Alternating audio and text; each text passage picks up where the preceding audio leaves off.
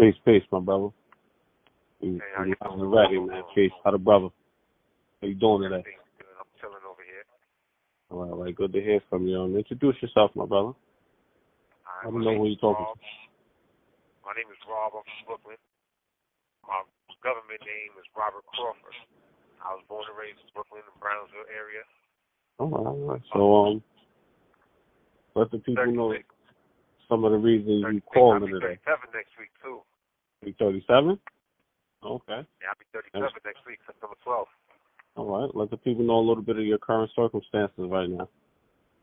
Right now, I'm sitting in Attica Correctional Facility.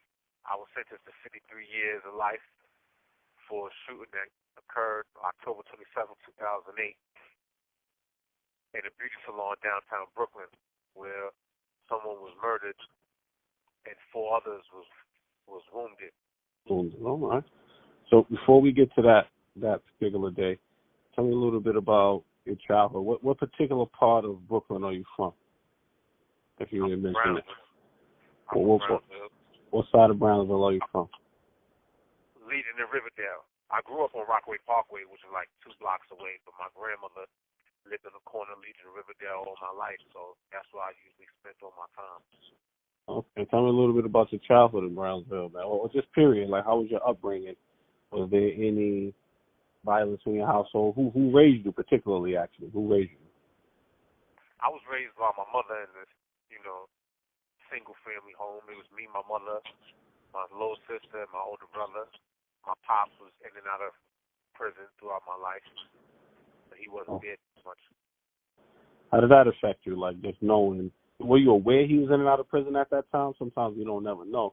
Were you aware of that, or did it come out a little later? That's where he was. I was aware of it.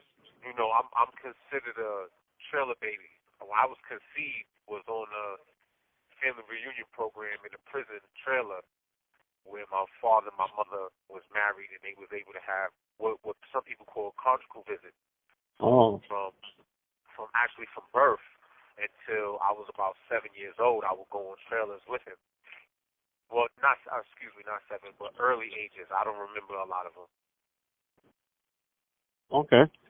And that's interesting. That's an interesting point. How you feel about that aspect, briefly, just being an individual, a young man that was conceived while his father was in prison? Now, your circumstances, has that ever crossed your mind? Has that ever played a part in your mental stability later on? Absolutely. It felt like as if I'm part of a never-ending cycle, Even my wife right now, she's afraid to have a son because it seems like as if this is just something that may be inevitable. And I try to talk out of it as like, our child won't have the same upbringing as I did because it's a totally different era than back in the 80s and early 90s. So things are different. So, hopefully wifey will, agree to that. But do you feel that it's a habitual type of behavior where it's patternistic, where your son, your father, you would commit the same type of offenses, or do you believe it's like due to upbringing? Because depending on the upbringing, maybe your son will break that curse. Absolutely. Well, I feel that it's 50-50. I will put it that way. We live in a society where a lot of things is against us just because of the color of our skin. But on the other hand, there's people that I grew up with that had the same circumstances as I did, but they never been in prison at all. Like, give my sister, for instance, she was conceived in a prison also, but she never been arrested in her life.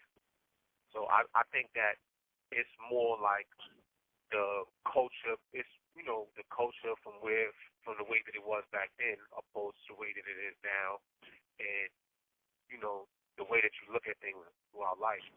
I tell people all the time, if I gave you the keys to the plane, do you think you could fly it? If you never had any lessons, 9 times out of 10 you're going to crash it. So people can't do things that they don't know. And back then, I just didn't know any better because I didn't have that type of upbringing. I didn't have the type of lessons. Yeah, those life So lessons. so now I mean, this is how you were born. This is how you were conceived. So now you're still a toddler.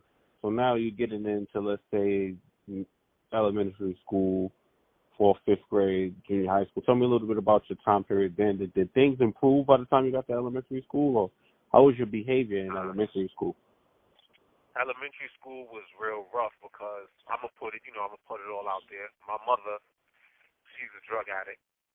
From when I was a kid till today, she still, indulges in her drugs or whatever. So I didn't have nice school clothes.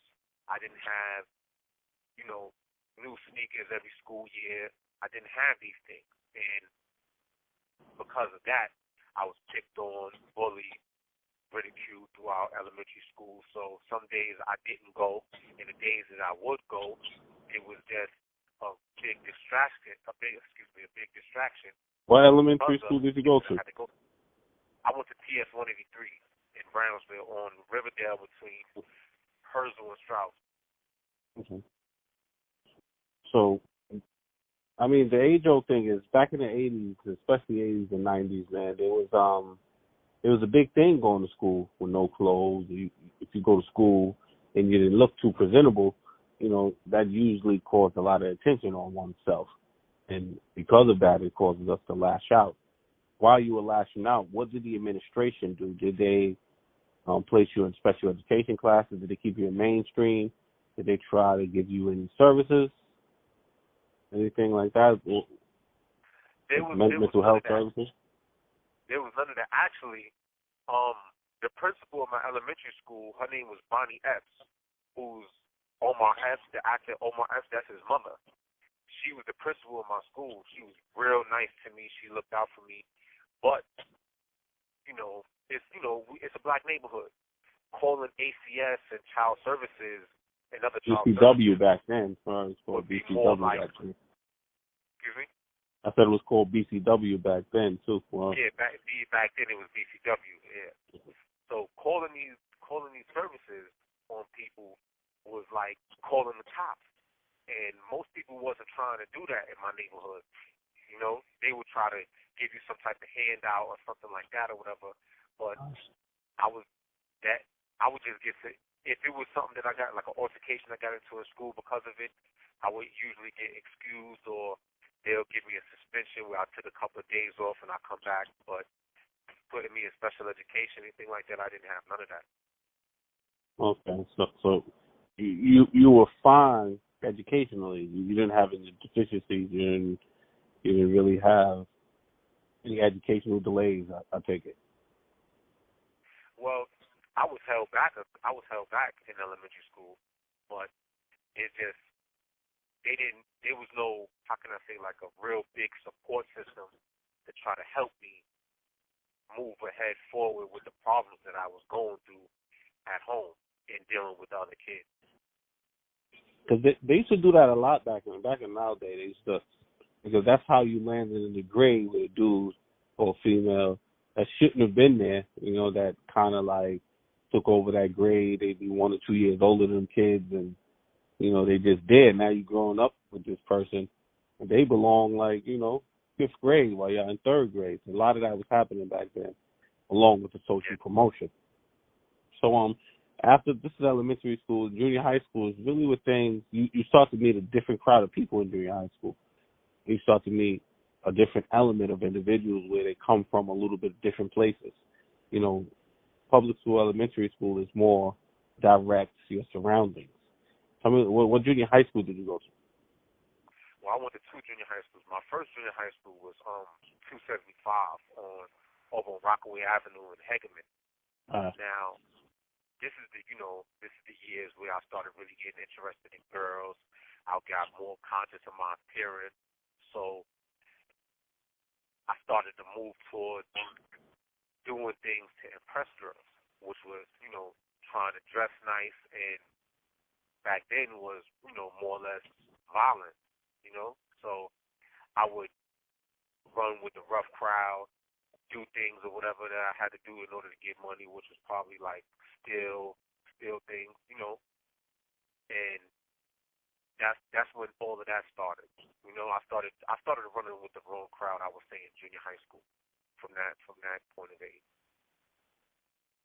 Okay, and then as time went further, you started to progress. So that's from 6th to 8th grade. By the time you get to 8th grade, because 8th grade, 13 years old, is a defining state in one's life, especially a young black man's life in the urban environment. Because now, you know, you're a teen, and the next step is high school. So what is life like for you at 13? You said your home life is still kind of tight, but what is your life like, meaning in one or two words, one or two sentences at 13? Like, is it improved? Is your father home? Did he have any contribution to your life? Anything? Well, my father was home, but I wouldn't see him as often as I should have, I would say. No. But at 13, I was being held back that year. At that time I was going to Soma's Junior High School over in Flatbush in the 90s. Now, at this time I'm already have a different point of view than the consensus of the neighborhood, I would say. You know, they was all repping one thing and I was repping something totally different, so I would get into a lot of situations because of that. Talk about that. Also, this is at 13, 14, right? Yeah, 13. Well, I started gangbanging, you know. So tell me how you got into that. That's 13 a little bit. Now, and that's the defining year.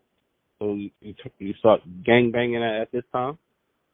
No, I was gangbanging a little bit before that, but this is when it started getting real serious because, you know, 275 is a certain area of Brownsville where it's a lot of blood in that area, you know. The plaza is over there, so I'm in school with people that's like-minded, I would say. And I didn't have too much problems because I was just chilling over there. But when I come back to my side of the neighborhood, it was more of a problem. I would get into fights, but I got more family over there, so it wasn't too serious. But when I got into junior high school, the whole junior high school is crip. So now it's more of a, you know, what is he doing over here, or who he think he is, and I'm trying to prove myself, set out a name for myself and everything, and that's just what I thought I had to do in order to make myself famous. How'd you get introduced to gangbang? Actually, I got arrested when I was 11 years old, and me and my friend, we was just running around and people in the backyards of the buildings on my mother's block, and we was stealing video games. It was this guy that had a Super Nintendo. I'll never forget this. This guy had a Super Nintendo in his window when we just playing in the backyard, and I didn't have a Super Nintendo. So what we started doing was stealing the game because he had to hit a whole stack of cartridges next to the game console on his windowsill. So first we stole the games. I didn't have a system, so what I used to do was go to a local video game store and sell the games to them for money, so I could be able to have money to eat and do anything else I wanted to do. I ended up getting arrested for it. So while we was kids inside the 67th precinct, I met this guy. He was blood. He was from Tompkins Projects, and he introduced. You know, he started talking to me about it. He was an older kid. He was probably like 16. I was 17. I think, and he couldn't be in the pens with the adults, neither could we. So we was all handcuffed to the same bench.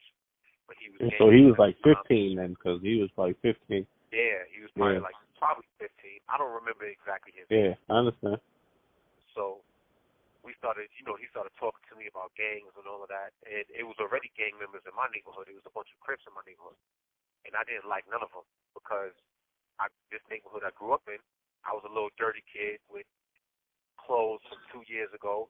And I was always getting picked on by these, you know, by the kids that was all part of the same gang. So since I hated them so much, I joined the rival gang, which was not in my neighborhood at all. So this is the reason why it all, you know, became like a snowball effect.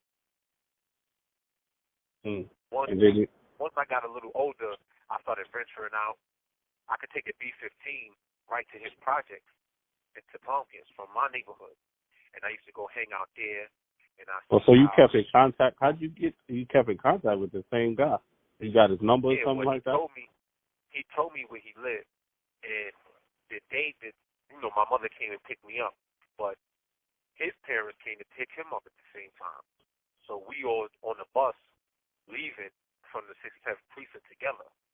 So once I seen that he had to change from B35 on Church Avenue, he changed to the B15. I asked him what stop he got off. He told me, and I just ended up going out there to see him. And we started chilling from there. I seen what kind of brotherhood they had, like the vibes that they gave off to each other. You have 1 minute left. Oh man, it was just different than the way that it was from my neighborhood. So that's the reason why I kept going on with them.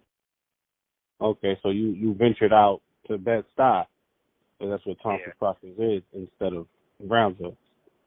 So we're gonna stop here. Are you gonna call back, or are you gonna call back another time? I'll call back. I'll call back right now.